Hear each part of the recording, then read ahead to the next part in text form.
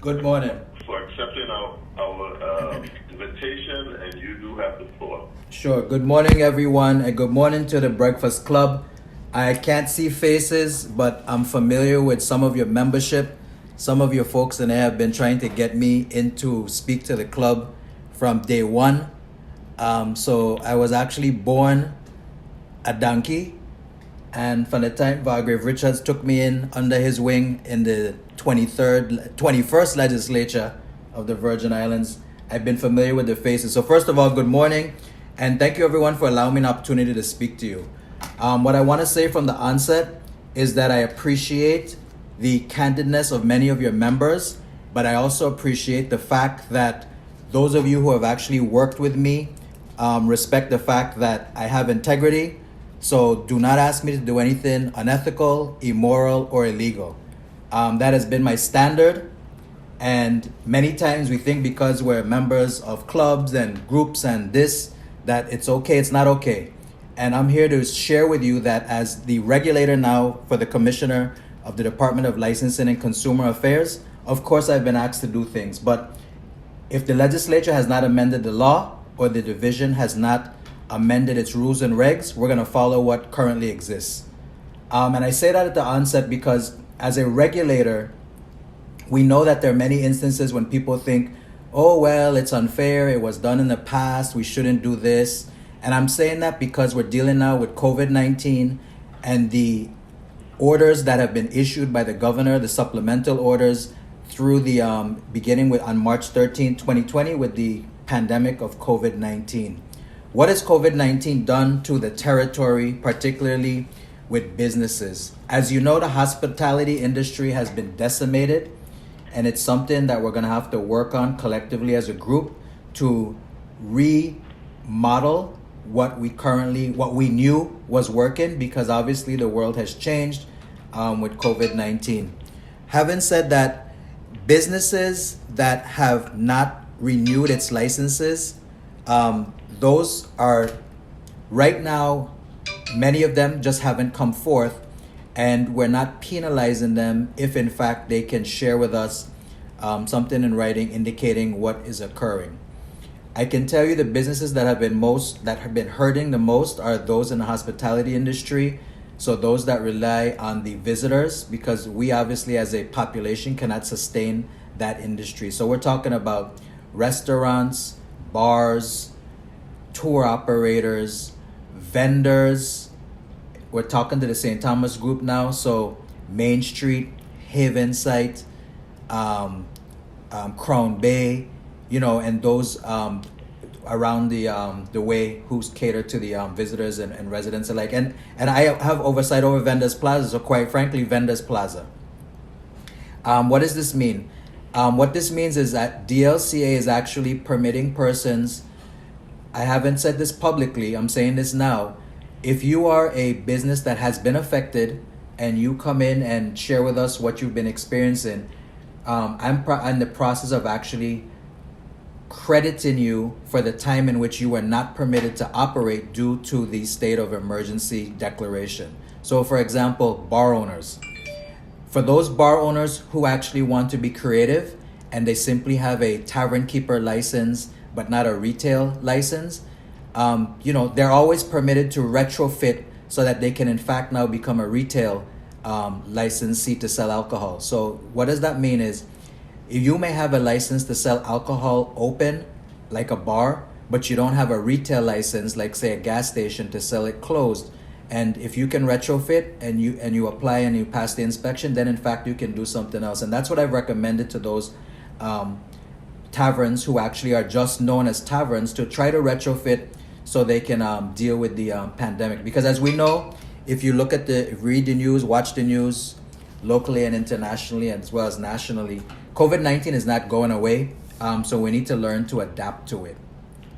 As far as enforcement, some of you may have been affected by some of the enforcement that has occurred since the state of emergency has been declared, public health emergency. And I thank those of you who have called me. Some of you, you may be sitting in the audience, you may know friends have been affected by an actual shutdown when officers came in. We have to take this seriously. Yes, albeit you may be at someone's establishment, it's closed, but you're in the back doing what you normally do. You know, we're really stressing that we as a community need to appreciate the fact that the only thing that has been proven to prevent the spread is actually exercising social distancing and masking. It's very unpleasant, I know. I experienced it myself. However, if that's what works until something else comes up, we should practice it. Some of you may know business owners who have been shut down and are complaining, well, other people are operating. The COVID-19 task force, those persons who are actually uniformed, are actually the peace officers that belong to the non-law enforcement VIPD as you know it. So they come from DLCA, they come from Waste Management, they come from Department of Health, they come from VI Fire Service, they come from DPNR. So you have about 20 to 25 persons on each island, which is not enough to run a 24-hour shift.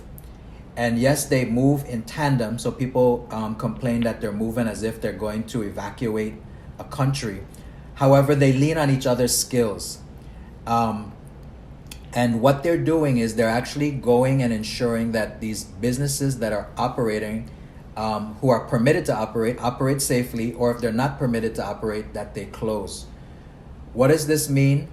This means that if in fact you seated there today listening to me are aware of an establishment that has not been closed or cited and they are violating, I really do ask you, and I say this sincerely, and people think this is a joke, but the same way where the VIPD is asking you to report information is the same way the COVID-19 task force is asking you to report information. We actually have a dedicated hotline that was set up in collaboration with VIA.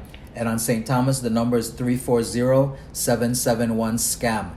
SCAM, but that's 7226. So it's 771-7226. Outside of regular business hours, you can actually call 911 and report. And what are you reporting?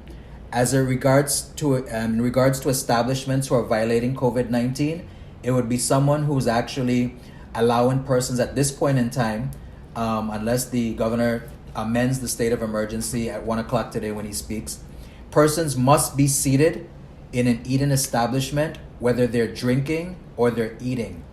There should only be 6 persons seated at a table, and the table should be 6 feet apart. You are permitted to take the mask off while you're sitting at a table and consuming food or drink, but when you get up to go to the bathroom or exit the establishment, you have to wear your mask. There's no congregation currently permitted seating around a bar. You may say, but I see a bar that has a table next to it. If you have a table next to the bar, that's okay, as long as you're not serving alcohol across that bar to that table. You are permitted to take out food. You are permitted to take out drink, but it must be in a closed container. The other thing that I have to share with you is, as it relates to COVID-19, people are saying, but you're the DLCA commissioner, the price is going crazy. Yes, there is a price freeze.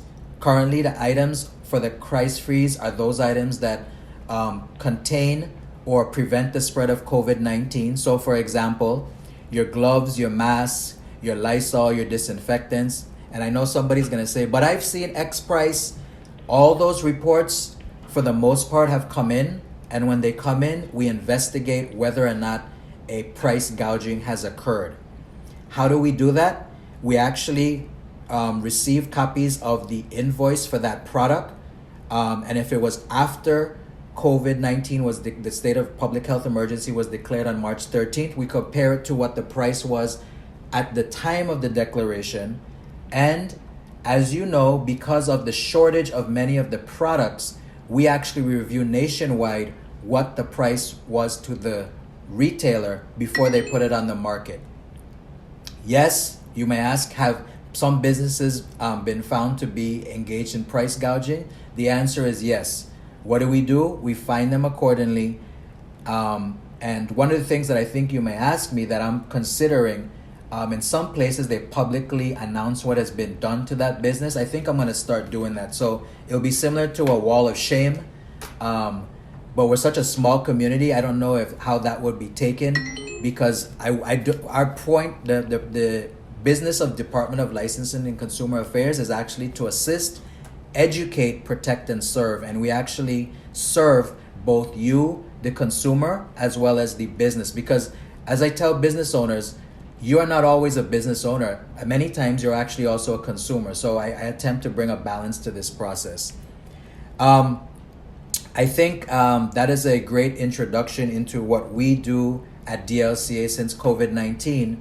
At this point, I will take questions and then I'll go into the actual licensing process, because that's the lowest hanging fruit that I met upon entry into the DLCA doorway. And I can share with you what we've done thus far and what we plan to do to continue to improve the process. So good morning, Breakfast Club. Thank you very much for inviting me. I'm at your disposal to share with you what I have based on your questions.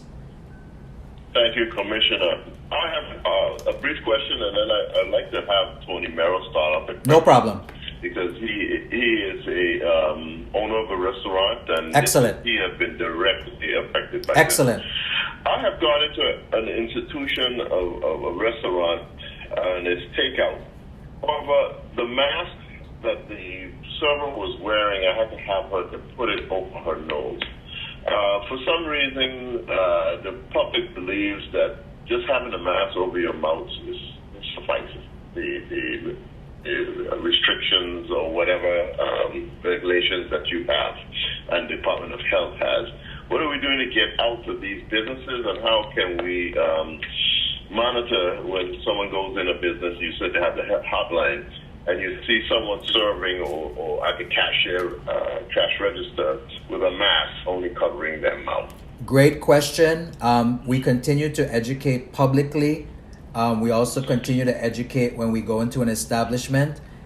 As Department of Health has indicated through the Commissioner of Health, Commissioner Encarnacion, the mask should not be over your nose or under your mouth. And we need to mask it, or you're going to end up in a casket. And if in fact you see a violation, just report it, and we will go ahead and follow up. That's what we continue to ask for, the same way that VIPD asks for tips. There are more persons in the community circulating than we actually have enforcement officers. And I've said that on the radio publicly, and somebody says, "Oh, but I got people getting paid. Why they ain't doing the job?" It's impossible to be at all places at all times. So if you can actually record it, many people have devices now that they walk around with, smartphones. Take a photo, send it to us.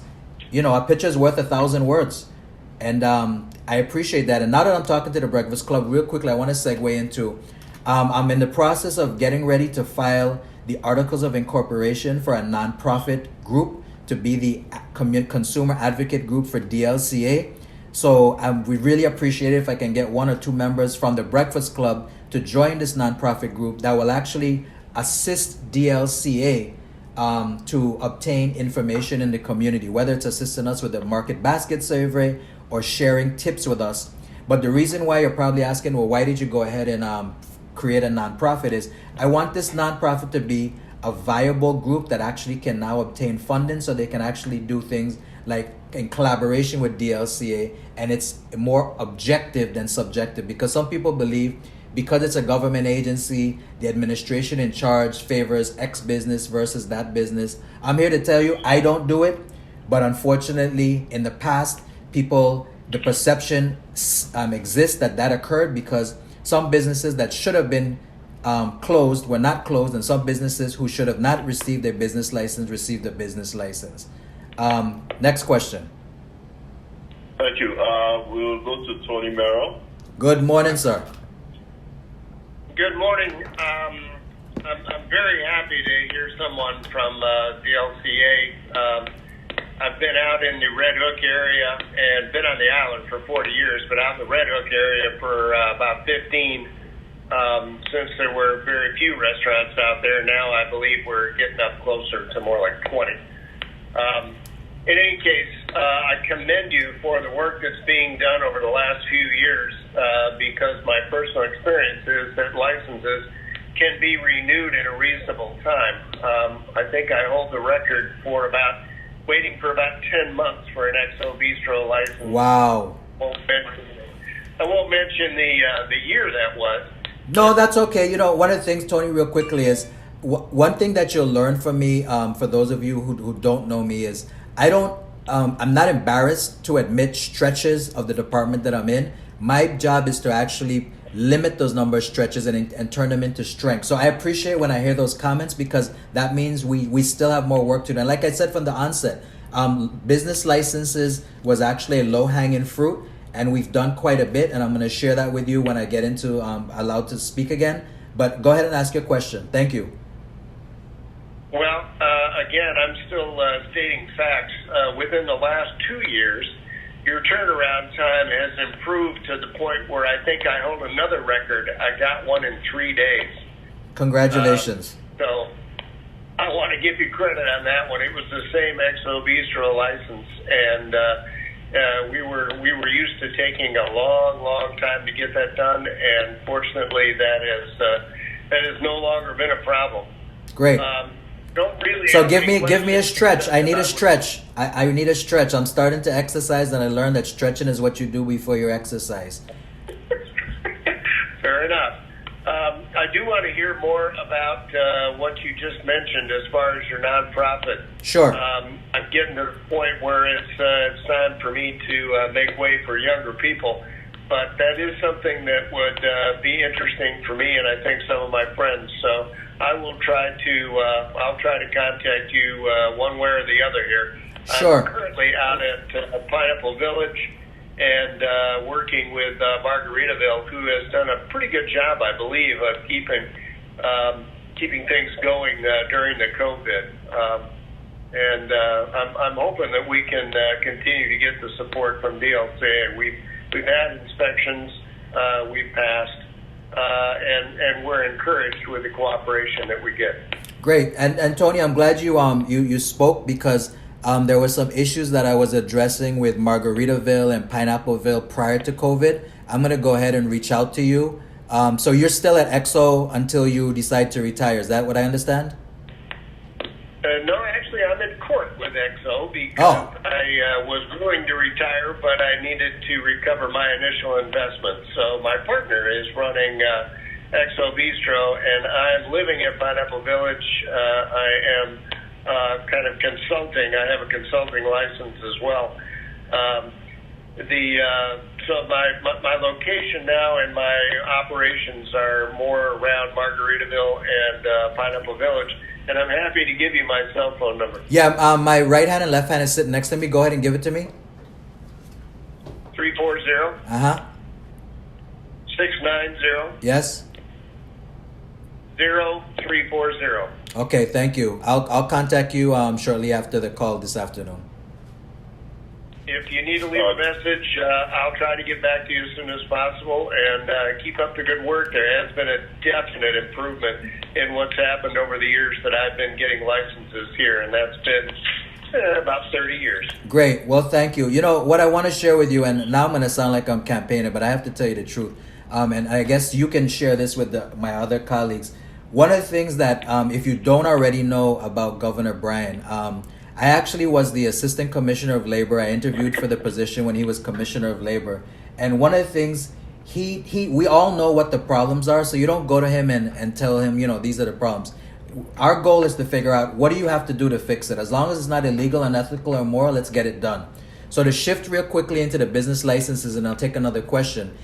Because that was a low-hanging fruit, as you know, when you're applying for a new business license, for those of you who haven't applied for a business license, there are a number of administrative agencies that you have to deal with right after you apply for your business license. We're the gate, so we open the gate for you, but we also close the gate because we give you your business license after you get approval by, on your initial business, it would be DPNR, VI Fire Service, Virgin Islands Police Department. If you're actually selling food, or handling food, then you need to get the Department of Health. Those things take time, and to prevent that, what we've created at DLCA during the pandemic, this was issued, it was rolled out, was a general business license. What does this mean? As long as you file your business formation documents with the Lieutenant Governor's office, you get your name, trade name approved, and you pass the VIPD background check, Once you submit that documentation to us asking for a general business license, which is $200 or $250, don't quote me, you literally would get your business license within 24 to 48 hours. What does this allow you to do? You can go enter into a lease, you can go and get a mailbox, you can go open a checking account, and then when you finally figure out exactly what you want to do, you apply for the business license that you want, but you're not waiting to get those other agencies together to actually start transacting back office business. So I'm sharing that to you. And it's been working. It's worked for the mom and pop business, but it's also worked for the major businesses that have come into territory since. So that's my horn that I'm tooting. But we did it because you, the community, were screaming, and I heard you, and I had to bring something to you. Go ahead. Next question. That's very proactive. Doris, are you still online? Doris, the minister. Yes, I am. Good morning, Miss Doris. I don't have any. Good morning, and how are you? Not as well as you. I waking up every day, thank God for life, and just doing my best and leave the rest. I am too. Good. I don't have any question. You were very thorough, and I understand basically what you're saying. Thank you. Stay safe. Thank you, Doris. Ivan Williams, I always I'm going to go up and down now from top and bottom because we always have the W's way down at the bottom. No problem. Mr. Williams, Ivan Williams, he's also at work, so we're going to try to get him in. No problem. Are you there, Ivan?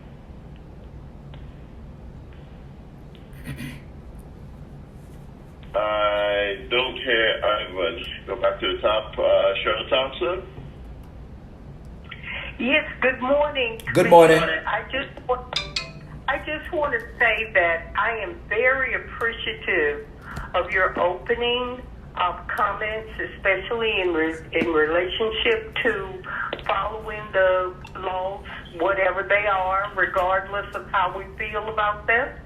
And I appreciate your integrity. Thank you very much. Thank you for that comment. If I can share with you a quick story. So I don't have any problems. It's already been tested in this current position. It's been tested in all my past positions, but it's been tested in this current position.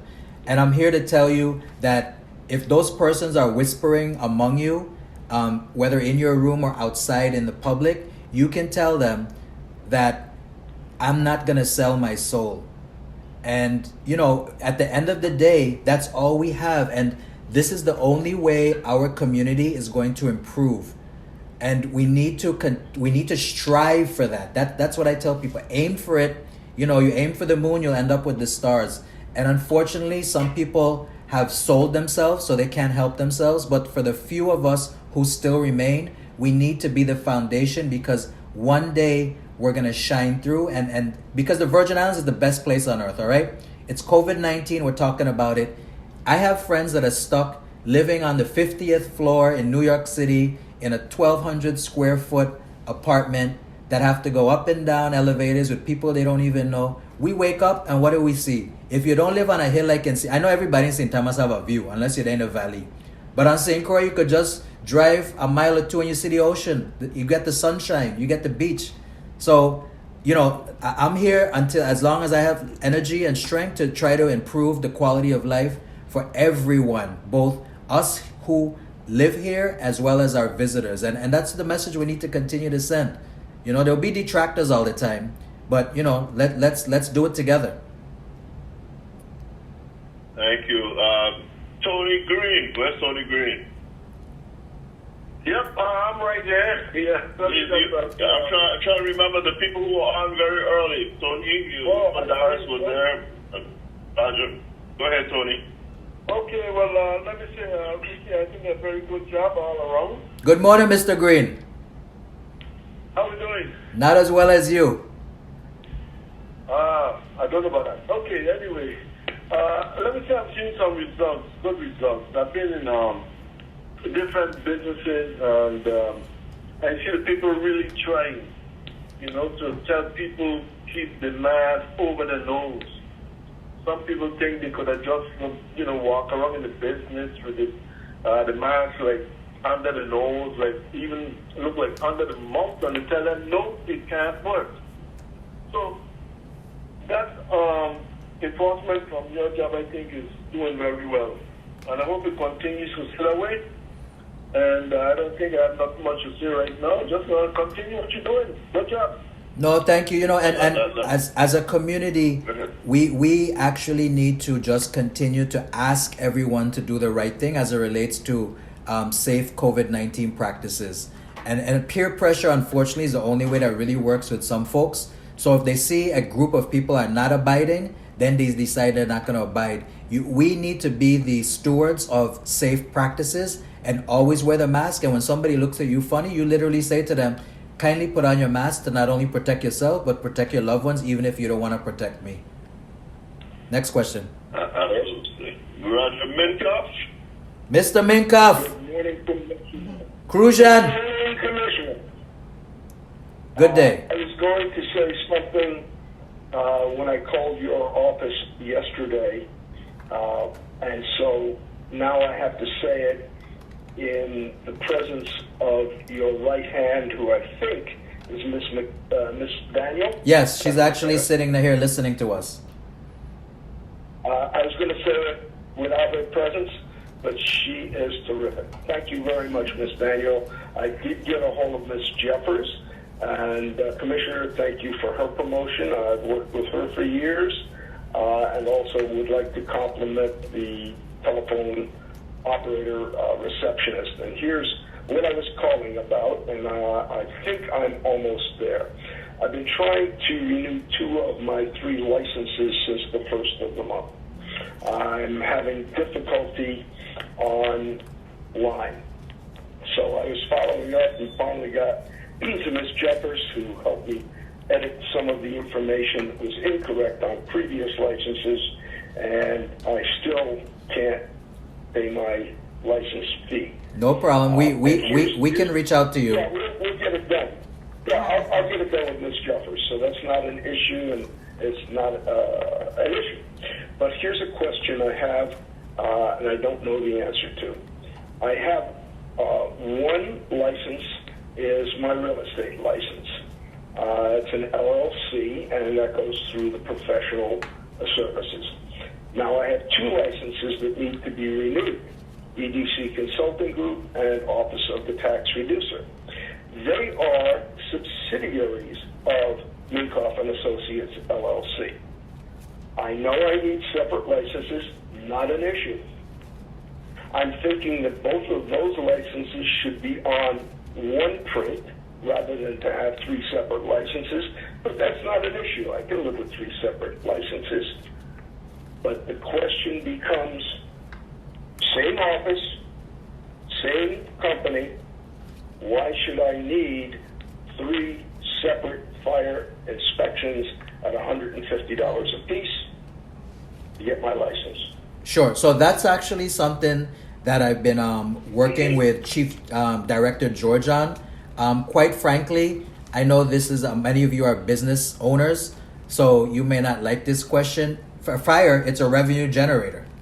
However, in fairness to you as a business owner, it's also expensive, and it seems it seems like it's a circus. So I have a meeting with fire service coming up shortly to discuss, among other things, including your topic, when is a fire inspection necessary for a business?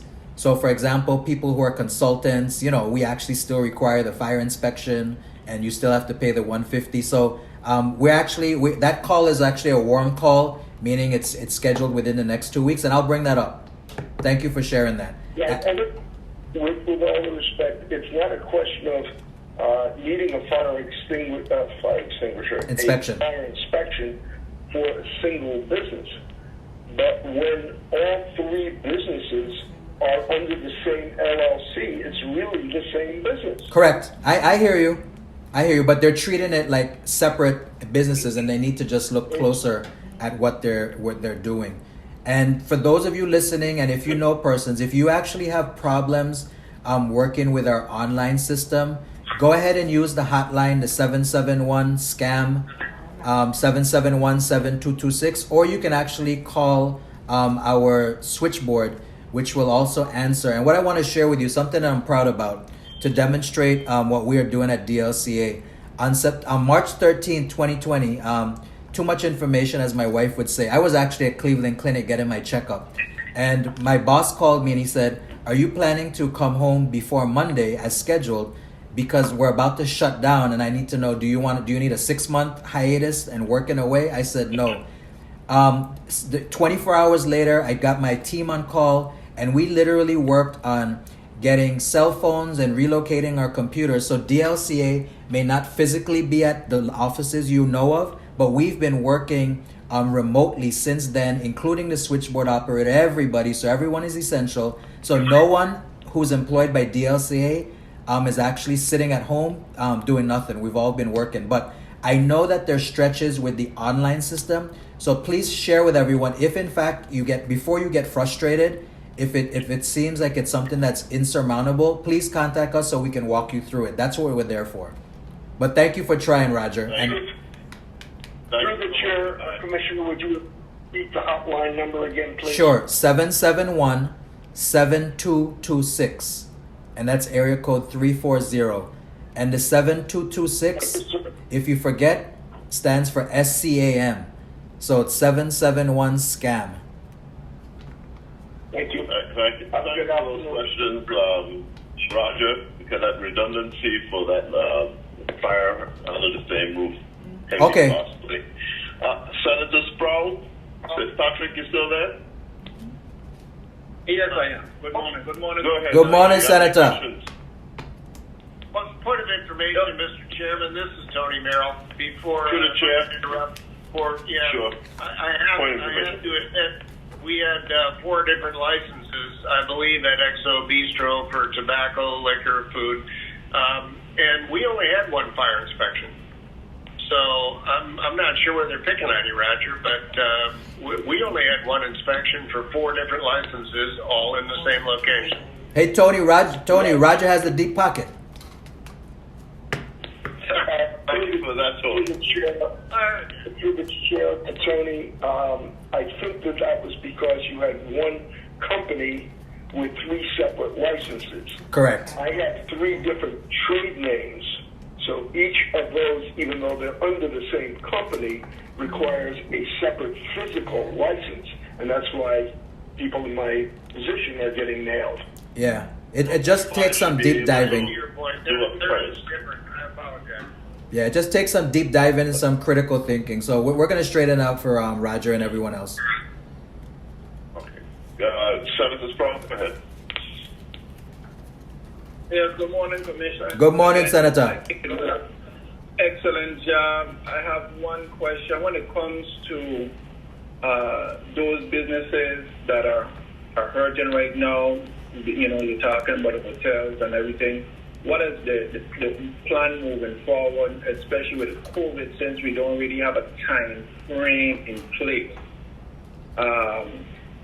Yes, we are looking to, as far as with the tourism base, to move forward, but businesses are in dire straits. So what is your plan as far as with licensing the consumers as well as the overall administration plan? Sure. That conversation is actually properly more based in within EDA for economic development. But what I'm sharing with people, because I'm really the regulator, so I just issued a license, but also since I'm dealing with the businesses, what I share with them is this is, we got to look for the silver lining in the cloud. This is the opportunity and the time to retool. We can't just sit and wait. We know what the issue is. We know what we can't do, so we need to retool. It's time to get creative. It's time to, quote unquote, apply for a new business license to do something different. We do not know, as you indicated, when COVID-19 is going to end. St. John District is primarily based on tourism for the most part. I'm not saying that that's all it is, but those are the business we're speaking about, and they simply need to figure out how to retool. Nobody knows what the answer is. We just need to start thinking about options. I mean, Disney World just announced it's laying off 27,000 people. That's Disney World. Who would think that the Magic Kingdom would have to go through this. So it's something that we're all grappling with. And what I tell people is, if there's something you thought you wanted to do and you couldn't do it because you were so engaged in the current industry or business you're engaged in, now is the time to do it. Thank you. Carla Joseph, are you still with us? Yes, Senator 2-B, Senator 2B, Carla Joseph, you have the line.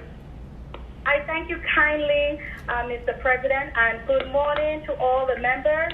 Definitely good morning to Commissioner of the Department of Planning and, of Consumer and Licensing and Affairs. I do recall you being the Assistant Commissioner of Labor when our Governor was the Commissioner of Labor, and I have had occasion to interface with you.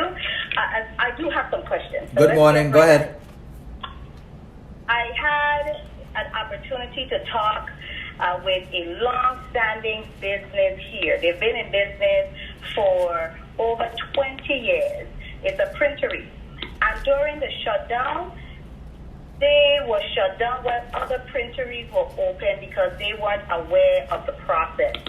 This business, in fact, has a client, a critical client, who is the Roy Lester Schneider Hospital, and they were unable to operate.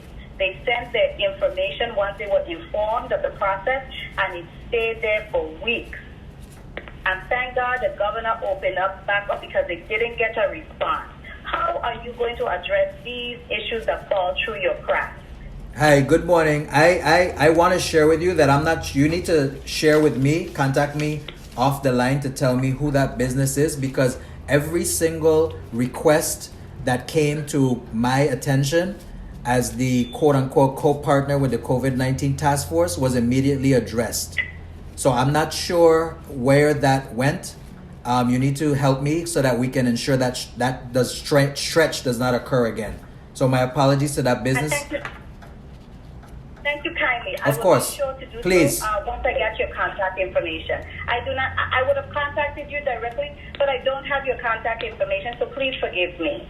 No problem. But what I wanted to share with you is our number has always been answered since March 13th when the state of a public health emergency went into effect. So the person who is sharing that with you, they need to contact our office number as published in the media, so that, not in the media, but as everyone knows it. I will let you know, Commissioner, that was done. They even followed up with an email, which they shared with me as well. Okay. So we have it documented. Okay, share that with me so we can work on that. It's documented. I don't know how to hold on a second. Let me get my pen here so I could forward it to you so you could see the chain of discussion that went through with this business. So it's well documented what they tried to do, and they sent it to. I don't know if it was the wrong email or what occurred, but that is what happened. What's your number? 725. Your number. I can give you the commissioner's secretary. Let me give you our direct line. 725 5129 5129 5129. 5129. Yep. Thank you kindly. You're welcome. Thank you kindly. I appreciate you deeply. You're welcome. And then she answers 24 hours a day unless she's sleeping. She does. Carla, I have to commend her. She is primarily the reason we have the commissioner today. Her name is Ms. Kawanda Daniels, okay? Her name is what? Kawanda Daniels. Kawanda Daniels. Kawanda Daniels. Okay. Yes. Thank you kindly. Yes. You're welcome. Looking forward to hearing from you. Great job. Great job. Continue to work. Was there a follow-up? Oh, we can go to Jonathan. Jonathan, yes, good morning. Senator 2B. Good morning, Commissioner. Mr. Tucker, good day, sir. Good morning, sir. Good morning. Thank you for joining us this morning. Really appreciate the information that you're sharing. I have one question. Sure. Could you could you state the DLCA's position on provisional licenses, business licenses? We don't issue provisional business license unless you're talking about the itinerant vendor license or the persons who. I believe after the storms, Irma and Maria, there was a situation okay, where. Sure, I can address many that. of the contractors, yes. Right. So prior to my tenure, but the department did it. What the department did is for those contractors that had to come in post haste to address the territory after Irma and Maria, the department, along with the other agencies and then Governor Mapp, decided to assist the off-island businesses who had to come in and assist because they had the capacity and or the supplies and personnel. So what they did is if they were duly registered in another location, they were permitted to come in and then it was opened up, I believe, to our local businesses, and they had a certain amount of time to actually come into compliance with what was actually necessary to become a full-fledged operating business in the territory. We currently are not using that licensing provision. So those persons who were allowed to operate under that, when it came time to renew, they had to actually come into full compliance or they were denied a business license. So that specifically went for like contracting, general contractors, electricians and the like. Okay, wonderful. Thank you for that. Now, so the next question that I have is then, would you support or would you consider issuing provisional licenses where a business owner is trying to renew their license, and for whatever reason there's some issue? As you know, the typical business, there are 3 entities that the business has to, you have the Lieutenant Governor's office, you have IRB, and you have the LCA. And being full disclosure, you know that I work at the Bureau of Internal Revenue. And what we've seen is sometimes there will be a delay in terms of the business owner getting their business license renewed, and that delay is not because of the LCA, or is it because of the Office of the Lieutenant Governor? There's some tax liability or something that's preventing the business owner from getting their license renewed. So what happens is, let's say a business is trying to get a government contract and they've been delayed, so therefore they're kind of, separated from the process of getting a contract because their business license has not been renewed. So the thinking is, would the DLCA be interested or open to providing a provisional license where the business owner would have to pay for that license? Say they wanted to get a provisional license for like 3 months. They would pay a premium to get that license, and which would be a revenue stream for DLCA. They pay the premium to get the license, and if it's discovered that the delay was at no fault of the business owner would be credited. I mean, the government doesn't give money back, but the business owner would somehow be credited for whatever they paid to acquire the license. Would that be something that you would see as being beneficial to your revenue stream and beneficial to businesses being able to operate and function in the territory? Thank you for the idea. I can share with you what we currently do. We do it on a case-by-case basis. Businesses have been in front of me since I've taken this position, wherein they've fell into that particular category. And what occurs is they enter into terms and conditions upon which the business license is issued, and they are given time to cure whatever deficiency they may have at whatever agency their issue is contained within. And if it's not cured by that time, then that business license is then subsequently, after a due process, is revoked or suspended. So we actually do engage in such work currently. It's just not something that we put out into the community, because then no one's going to take care of their business. So we do offer that to businesses if in fact they're in that situation. And we do that in collaboration with the agency heads, just so you know. I don't do it on my own. Wonderful, wonderful. And so the last question is, would you support legislation that's codified into law, a process for provisional licensing? No, because then persons would know that they have an out if in fact they run into an issue. Because what's supposed to happen is, what happens with persons is, you're supposed to be in the I'm renewing my license mode from the day you get your license, not 2 days before you need to renew your business license. And that's the predicament that people find themselves in. You should be in compliance all year long with all the other agencies, not just on the day of licensing. And that's why I feel strongly about not doing a provisional license, because then you're encouraging people not to be in compliance all year long. Okay. Thank you for your You're welcome. Much appreciated. Thank you for those questions, Jonathan. Is Trump off? Ivan, you back? Or I know that you're most likely in session. Without hearing Ivan, I'd like to go I'm on the line, last. Mr. Chair. That sounds like Nandi. Yes. Attorney Sekou. How are you doing, Commissioner? Good morning. That's a mass. By the way, that's a Nandi commissioner. Before I go to Nandi, I'd like to recognize our state chair for questions. Mr. Smith. Good day, State Chair.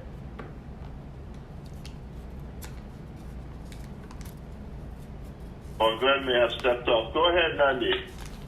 Attorney. Okay, good morning, Mr. President. Morning, Miss Classmate.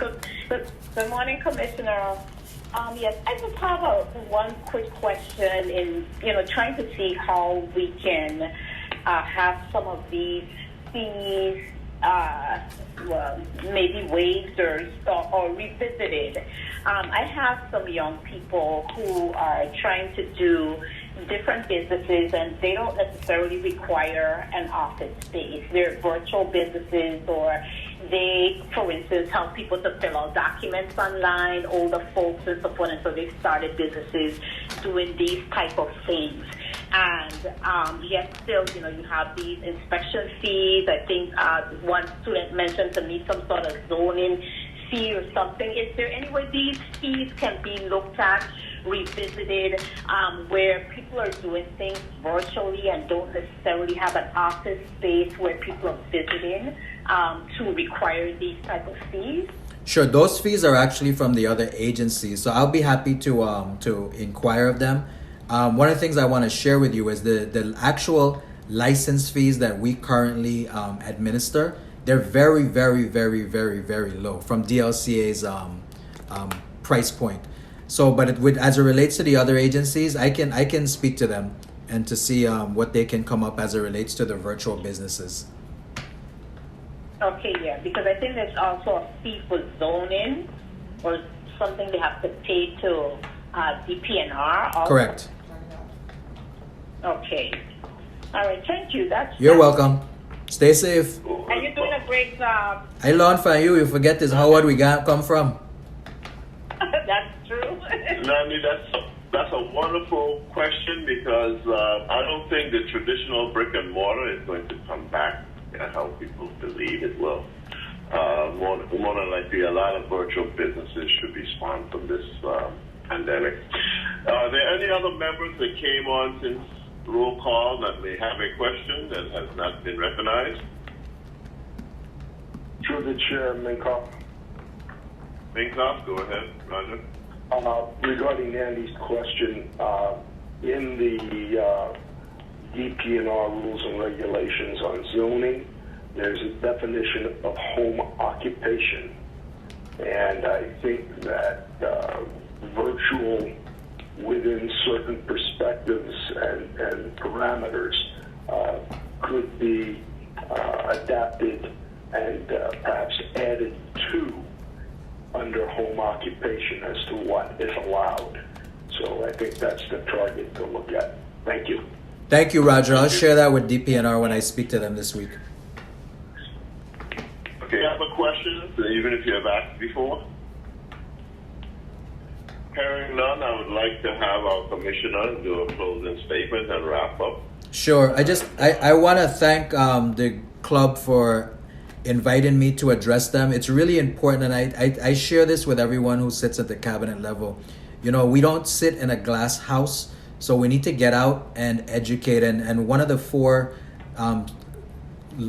symbolisms for which DLC stands for is assist, educate, protect, and serve.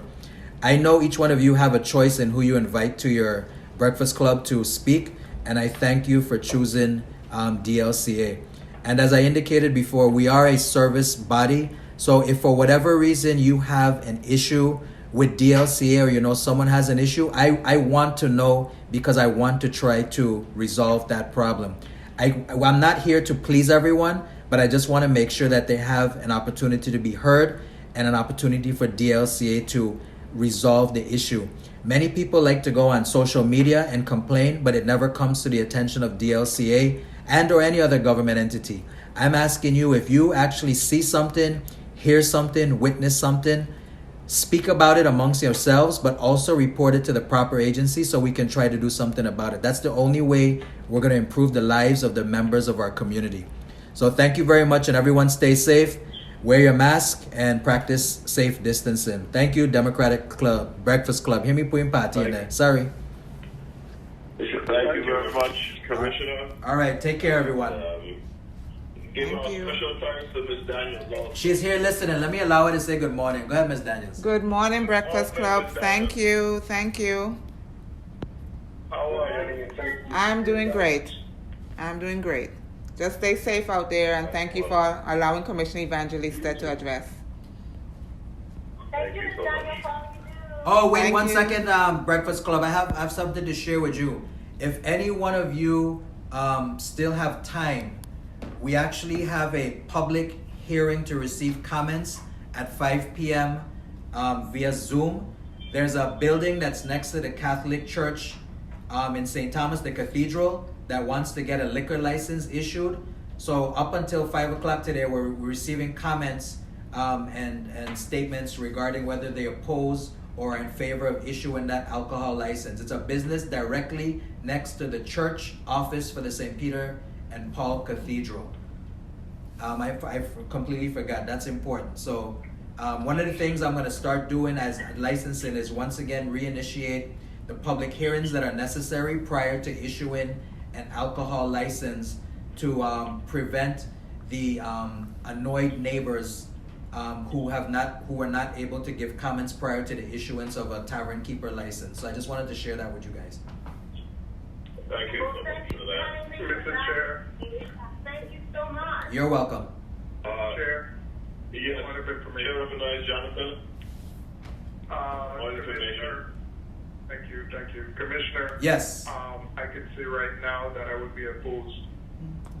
Okay. What I'm going to do is I'm going to have Ms. Daniels send the email to the Breakfast Club so that you can share it amongst your memberships, because we were accepting comments until 5 p.m. today. If you'd be so kind to actually put something in writing to that effect. That's right. Thank you. And that goes for your entire membership. Chair. Mr. Greeny, go ahead. Yeah, Commissioner Dillon, I wanted to find out exactly which one of the businesses. There are a couple of them there in that area. 24, number 24. Number 24, Comprendes Gata, the one directly next to the office for the St. Peter's and Paul Cathedral. Oh, that one. Oh, okay, good. Thank you. Yeah, it apparently used to be Clarisol, and then it shut down after the hurricane, and now it's come back. The proprietor's name is Jackson Laurent. Okay, thanks for that information. Yeah, there's a press release that's about to go out, so I'll send it to you so that you can share that with the community. Yes, Mr. Daniel has my email, and I will put it on the club. And just so you know, real quickly, Breakfast Club, I don't mean to take up your time now, but what happens is there's actually a law that says the DLCA shall not issue a tavern keeper license to anyone that's within 100 feet of a church. This is literally 2 inches from the church. So you tell me what it's supposed to do. It ain't follow the law, but some people disagree. Well, I'll share my opinion with you. Not now, but I'll share my opinion with you. All right, call me up. My question Okay, is, will do. what's the law? having a hearing on it, and they are not in compliance with the law. No, so what happens is they're asking for a new license, and the Alcohol Control Board that used to be in existence was the legislature turned it into just the commissioner. And one of the things that we're supposed to do is actually have a public hearing for each license that is actually issued. So we talk about COVID-19. One of the great things with COVID-19 is now that many things are virtual, it's going to be so simple for me now to actually have these hearings because I don't have to physically go set up shop all over the place. So at 5 p.m. on Thursday afternoon, 100 people, I have a license for 100 people. I'm calling a meeting to order, have the public hearing, share what the person is requesting, and get comments. So we're gonna do what hasn't been done in quite some time. Okay, but on this matter regarding this tavern, based on what you have represented as part of your ethics and morals, I know it's in good hands. Yes, of course. But what I'm doing is I'm giving the business owner due process. In other words, if in fact they want to appeal my decision to the court, when the court gets it, they're gonna have all the facts and they will have no reason other than to uphold what we did. That's all. Exactly. You give people due diligence. Yeah, it's fairness. Yeah. That's right. Okay, Yep. thank you kindly. You're welcome. Thank Everyone you, stay safe. Thank you. Thank you. Folks, thank you so much. So, Your Honor, having no further business before you, may I be excused. You are totally excused, and I thank you. Thank you very much. Have a great day, everyone.